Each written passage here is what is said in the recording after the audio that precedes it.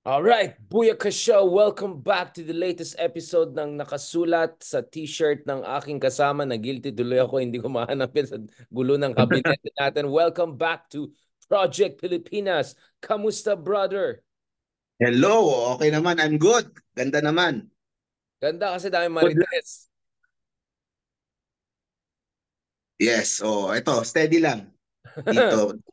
So, hindi ako matagalan sa parking. Kaya tuloy na show na kaagad.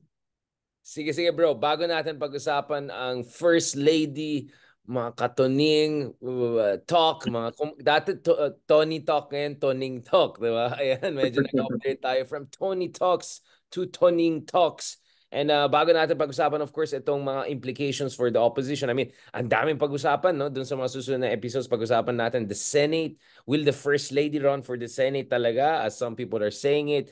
Will Sara Duterte resign eventually or be forced out of the cabinet? I mean, that doesn't sound too crazy to me anymore. If the First Lady is that angry, brother, I won't be surprised at some point papalis na siya. Remember yung Vic Rodriguez na nga. People thought Yeah. untouchable yun. Yun yung ano ni but eventually na-ease out din siya. So whether Marco Jr. is conflict avoidant or not, eventually things are gonna move as the purge happened in the past. So it's not gonna be the first time. Yeah, But bago tayo kung si Lenny oh ba yung yes, papalit?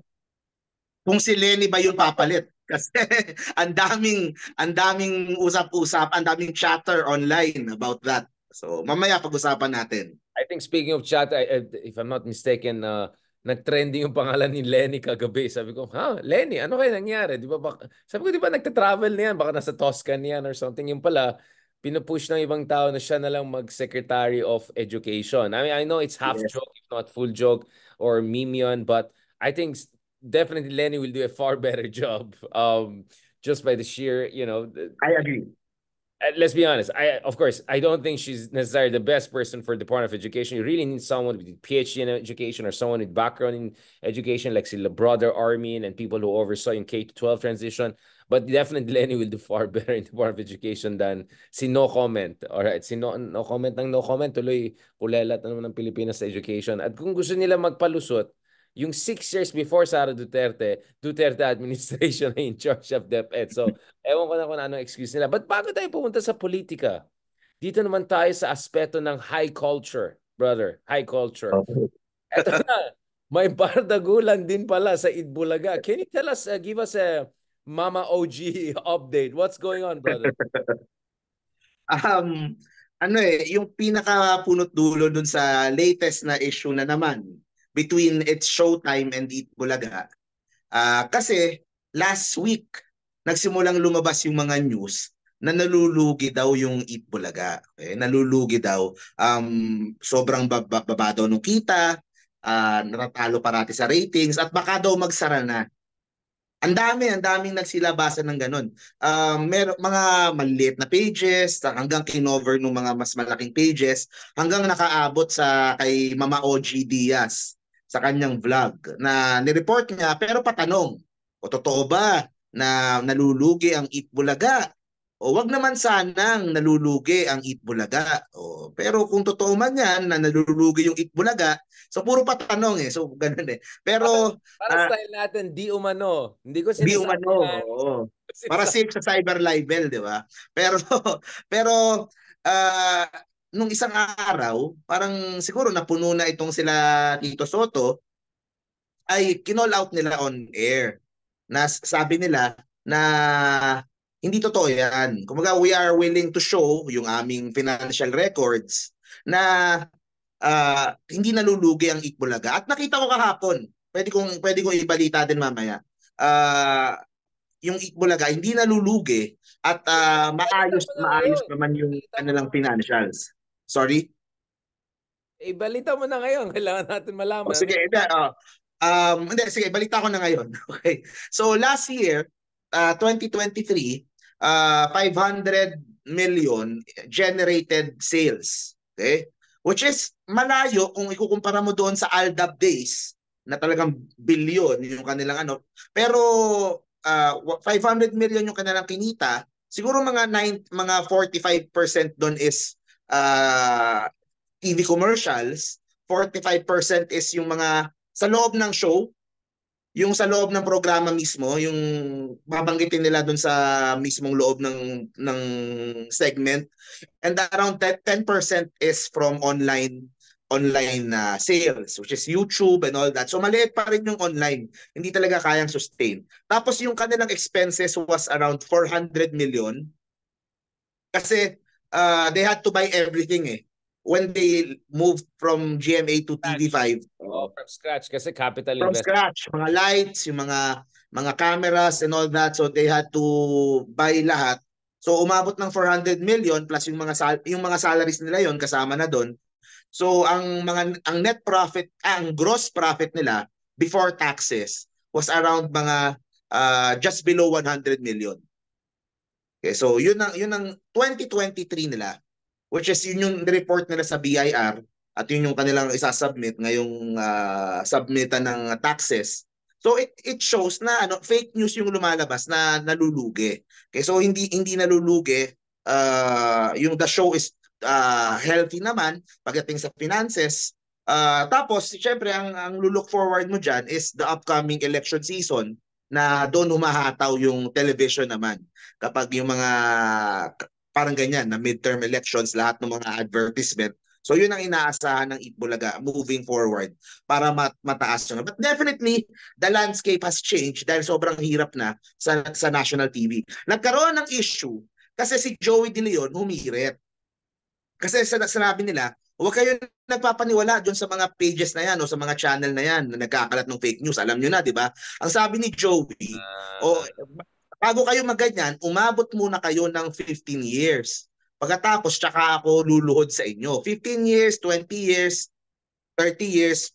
So, ganun yung sanabi ni Joey na napagkamalan ng iba na he was referring to its Patama. showtime.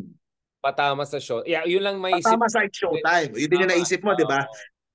The thing is, its showtime is 14 years na. So sinasabi ng iba, 1 year na lang. Next year, luluhod na si Joey sa Showtime. So, kinlarify niya with a video kanina sa Instagram saying that he wasn't referring to It's Showtime dahil wala namang nagkakalat ng fake news mula sa mga taga It's Showtime. Akala ko So, sabi niya, let me clarify, hindi 15 years, 50 years po. ang exact words niya, 15 years na lang kasi baka daw 50 years, baka daw bumiyahin na siya o baka wala na daw siya. Parang ganun yung kanyang sinabi nung isang araw. Pero he wasn't referring to its showtime. Ang pinupunto niya, yung mga online na shows, yung mga online na channels, try niyong umabot ng 15 years. O baka ako mabilib sa inyo. Parang he was saying na hindi kayo aabot ng 15 years dahil puro fake news yung mga ginagawa nyo. Tapos sinabi niya na dalawa na lang nga kami ng It's Showtime, huwag nyo kaming pagsabungin. Okay, so yun yung exact words niya na kaibigan niya yung mga nasa It's Showtime at umaga pareho, they have respect for each other. So kinarify naman niya at naayos naman kaagad. Healthy competition ang sinasabi niya. We can have actually healthy competition here. Yes. Kasi dalawa na lang nga eh.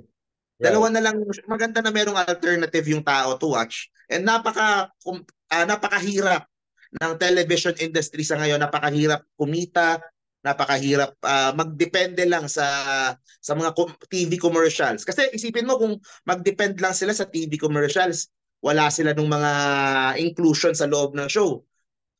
Kulang, 'di ba? Hindi it won't be enough to dun sa offset lahat ng mga show. So yun ang challenge talaga for television, not just Eat Bulaga pero lahat ng mga television stations at mga shows moving forward. How to remain profitable when yung advertisements ay napupunta marami sa online. Yun nga and I think that's where unfair yung challenge ni Joy De Leon in the sense that they were there at the heyday golden era of television, right? So I'm sure I'm not saying easy yung ginawa nila. I'm sure all kudos to them for keeping it for 10, 20, 30, 40 years. But they were there during the heyday of television. So sustainable yung ganyang business model. Ngayon ang hirap kasi kalaban mo. I mean, I'm sure kalaban ng Showtime yung sariling mga yung mga YouTube channels nila Vice Ganda. I mean, you have a ridiculous situation whereby each superstar have their own shows, right? In their own rights that is stealing the eyeballs. Yeah. Isa case naman ng Itbulaga. Syempre mahirap din talaga yung umabot ng 40 years, 45 years. Kasi even those nung time naman ng golden era and syempre if hindi ka makasabay sa ratings, if hindi ka makasabay dun sa kabilang show, napapalitan ka. Kaya nakaraming palit yung mga usual yung katapat nila 'di ba? Nung dati MTV, tas naging Wawawin, tas naging ang daming mga iba-ibang mga shows na Pero yun nga, iba na talaga yung challenges ngayong panahon pagdating sa mga TV shows. So, yun ang kailangang harapin ng Itbulaga. Going to their 45 years na sila sa July eh. So, ang goal nila is makaabot ng 50 years. At ang main problem of course ng Itbulaga is when the time comes na magre-retiro na yung tatlo. So, that is parang legacy problem kung paano nila, how will the show move forward without Tito Vic and Joey. Ang ipapalit nila, ang talagang napili ang matagal nang naka-ready is si Joa Pau, si Jose Manalo, Wally, and Paulo Ballesteros. Pero syempre, we won't know until the time comes talaga na nagretiro na wala na si Vic Soto. Of course, si Vic Soto and Joey De Leon, sila yung main talaga dyan. Kaya yun ang challenge naman for Itbulaga. How they will kumbaga go to 60, 70. Sustain yung momentum.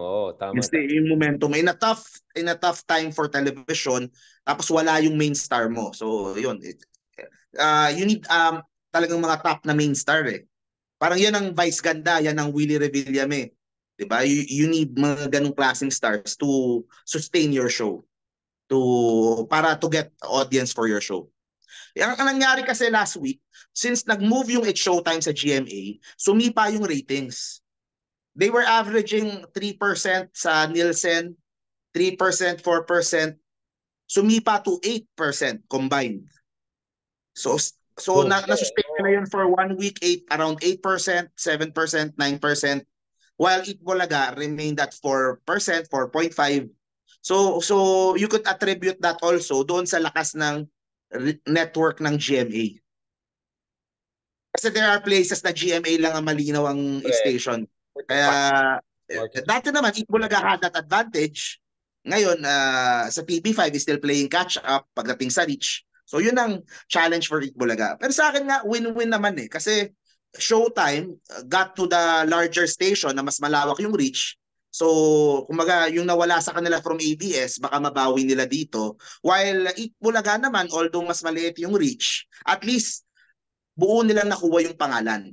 Yeah. They got the Itbulaga name, they own it. Yun lang. Mas maliit lang yung reach dun sa current station nila. So, Mark, can you give us some idea about kamusta yung market itself? I mean, is still a large portion of the Filipino population watching itong mga Showtime when ang dami mong options na mag-Facebook, etc., pampatanggal ng stress? Or malakas pa rin yung tradition? Yes, malaki pa rin. Pero in different platforms. Yun ang nagbabago. Usually, hindi mo napapanoorin yung 2.5 hours. You will just get the clips. So, ang labanan ngayon is yung clips mo to be viral eh. So, papanoorin mo siya sa TikTok, papanoorin mo siya sa Facebook, sa YouTube yung buong episode. Sa It's Showtime, it worked really well doon sa Especially For You. Have you seen that portion nila? Especially For You. Yeah, so may mga nagtanong, baka Richard gusto mo rin sumali. Ayun. So yung concept doon, para sa nakakaalam, parang they bring together yung mag-ex to talk about yung kanilang past, tapos they try to set up one of the partner, one of the, yung guy o yung girl yata, they try to set yung girl to another guy. Parang merong mga searchy ganun. So usually ex yung nagkakaharap. And ang ganda ng concept, ang ganda ng execution, kaya yun yung Especially For You. Kaya nga Especially For You. So yun yung segment that is really doing well for It's Showtime right now. Yun ang big challenge for Itbulaga na kinakaharap, yung segment na yun. So in the same way na Aldab before. I just said it, right? Exactly. So kailangan mo ng mga Aldab na ganyan. Mga kilig-kilig eh. Kasi you get that from Especially For You. So yun ang challenge sa Itbulaga ngayon. And ang problema ng show talaga is yung Showtime has a younger demographic. Eat Bulaga as mas older na, mas older yung ano. So, yun ang challenge talaga. How do you appeal to a younger generation? Lalo na yung mga host mo ay yun, mga senior citizen na, yung mga host ng Eat Bulaga. So, that's the big challenge talaga for them. Kasi yun sinasabi ni Joey, nasa top 5 sila na longest running entertainment shows sa buong mundo. So, ang laking achievement yun, di ba? Pero syempre, moving forward, how do you evolve na para mas to remain relevant sa ever-changing na ano sa I mean, younger generation. I'll Iba ask na you. yung Right. I mean, I have a question. I mean, I know you're a nice guy, but I mean, what is your assessment in terms of yung obviously nasa, you know, I mean, they're not at their peak. Let's just put it that way, but they're still doing well. Do you think meron silang ability to still innovate and all? Well, Tito Soto, we're going to talk about him later on because most likely he's vying for #1 spot for Senate next year. But in general, do you think they have what it takes to evolve and innovate? Considering kalaban mo Vice Ganda, kalaban mo, you know, a more Gen Z online yes. media. Pero keep in mind na for the past year, simula nung naglipatan to TV5 and ano, Itbulaga remained #1 eh. From July up to March. So, #1 yung Itbulaga. Talagang itong portion talaga na especially for you, yun ang sumipa, yun ang nag-angat sa It's Showtime na nilagpasan yung Itbulaga. Plus the move to GMA7. Yung there is one person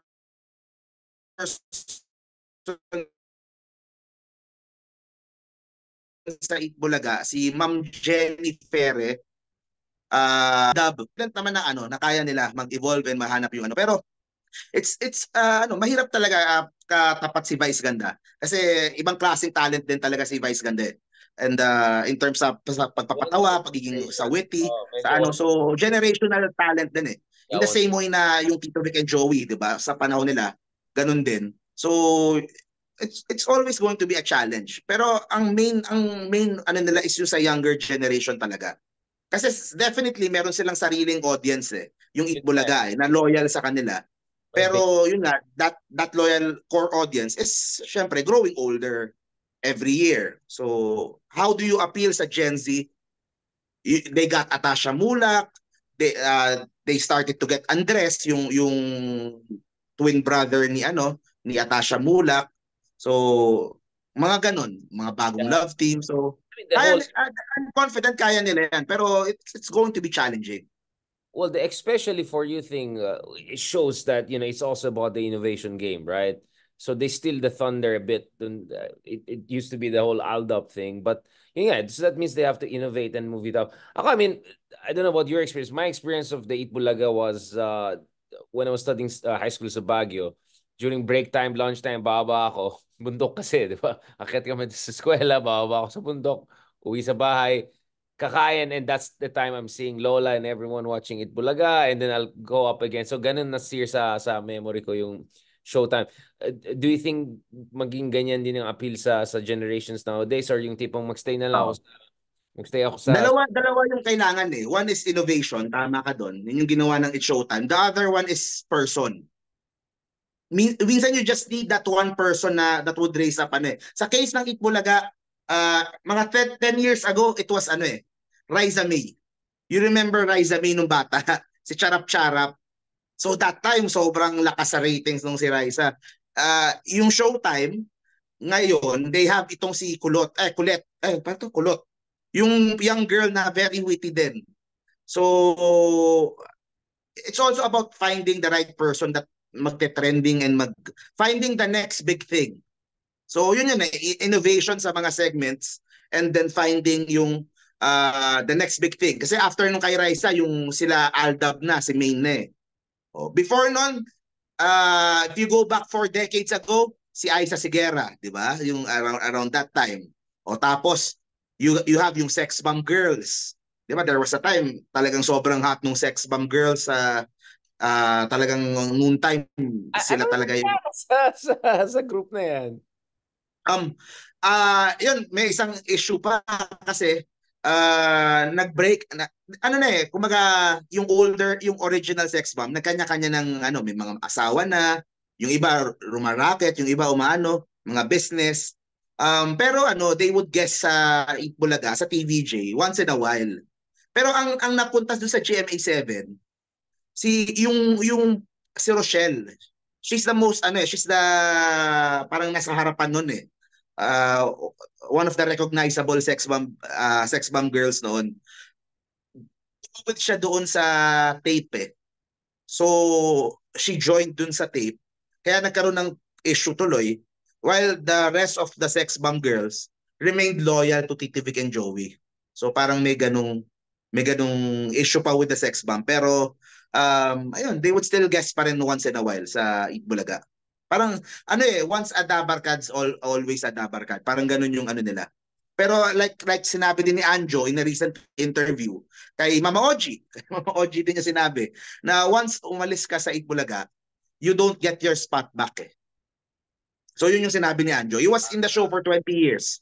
When he left, parang alam niya na ano, hindi ka na makakabalik kasi someone would take your spot.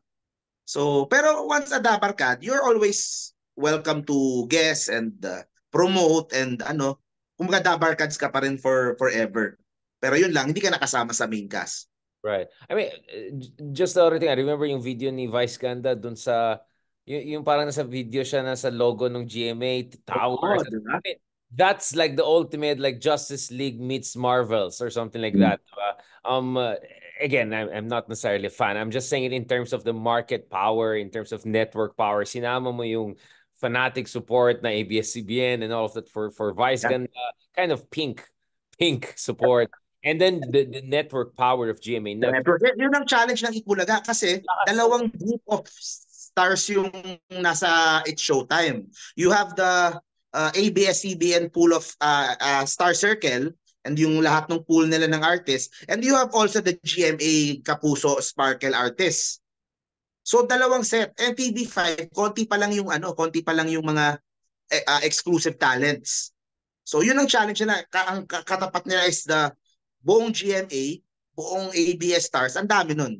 And ang ganda ng Showtime, napapasikat din niya yung mga ano eh, yung mga Kapuso stars na, 'di ba? Yun ang hirit sa Kapuso artists eh sa GMA na many of them kailangan ng name tag. Have you heard that? Kasi when you see them on TV, sino ba? Anong name nito? Anong name nito? Parang yun yung pag-asar sa kanila na some of the GMA artists hindi mo kilala. Parang Right. kailangan daw ng name tag. Pero with Showtime, nakikilala yung mga artist nila kasi malaking platform talaga yung It's Showtime. So, it's a win din for GMA. Yun. Actually, meron pa isang angle yan. Kasi meron ding news na ABS-CBN might go all in sa All TV. So there's another angle na gano'n na baka, and lalo na itong SMNI franchise, if they lose their franchise, there's a chance na mapunta yung franchise sa ABS-CBN. So baka itong mga partnerships na to, Exactly. Oh, yeah. May angle na yan. Oh. yeah, baka itong partnerships na to, baka panandalian lang. Baka eventually, ABS-CBN will come back another, kumbaga sariling station ulit, and ayun. So medyo gamitan lang ngayon or damay-damay lang yan. And then Yeah. Oh. Survival din kasi ABS-CBN, as powerful as they are, they're still losing a lot of money eh. Billions pa rin yung losses nila. At marami pa rin silang mga utang na sa mga malalaking bangko. Nireport yan nung isang araw eh. So they're still trying to restructure their debt. So malaking challenge pa rin for ABS simula nung mawala yung franchise nila. As strong as they are now, right? They are shifting to content provider. They give to Netflix, Amazon. They're still having a hard time to turning up a profit dahil sa laki ng operational expense nila.